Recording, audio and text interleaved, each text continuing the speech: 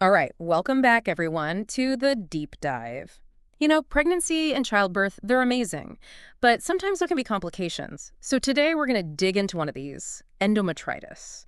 Have you heard of this one? I bet many haven't, but it's actually a uterine infection that can occur after childbirth.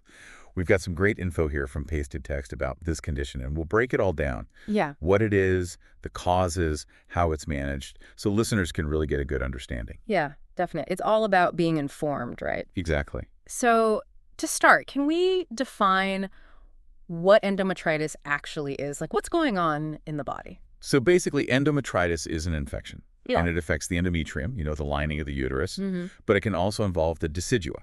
That's the special lining that develops during pregnancy, Okay. and sometimes even the myometrium.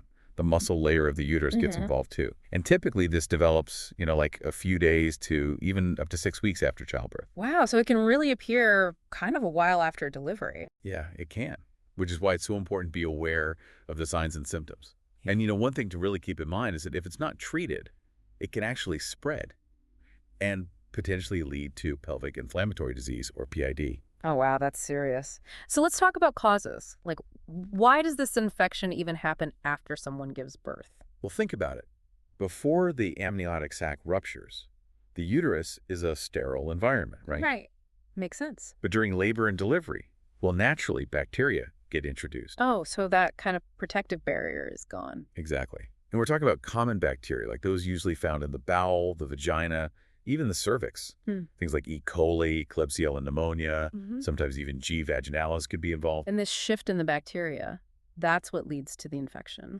Yeah, sometimes. It's really all about the balance being disrupted in that postpartum environment. Yeah. And what's really interesting is that the risk of endometritis is significantly higher after a cesarean birth, like way higher. Oh, really? Yeah, it's thought to be like up to 20 times more common after a C-section than after vaginal delivery. Wow, 20 times. That's a huge difference. It is. That's why giving antibiotics before a C-section is now standard practice Hmm. to try and prevent this. Oh, yeah, like a preventative measure. Exactly. Usually about an hour before the procedure, according to Chen in 2024.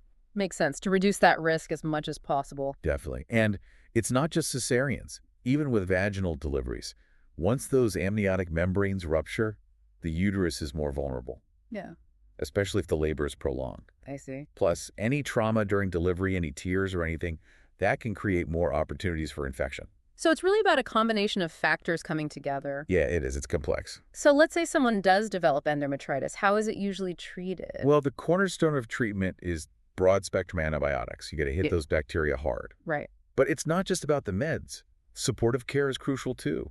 Fluids to prevent dehydration, electrolytes to keep everything balanced, pain management, and emotional support too. Can't forget that. It can be a really tough time for new moms dealing with this. Absolutely. So it's really a holistic approach. It has to be. So with the antibiotics, how long does it usually take for someone to start feeling better? Typically, within 48 to 72 hours after starting the antibiotics, you'll see the fever go down and symptoms start to improve. That's good. So it's a relatively quick turnaround with the right treatment. Yes, usually. So just to sum things up, endometritis is an infection of the uterus that can happen after delivery. It's more common after C-sections, and the treatment usually involves antibiotics plus lots of supportive care.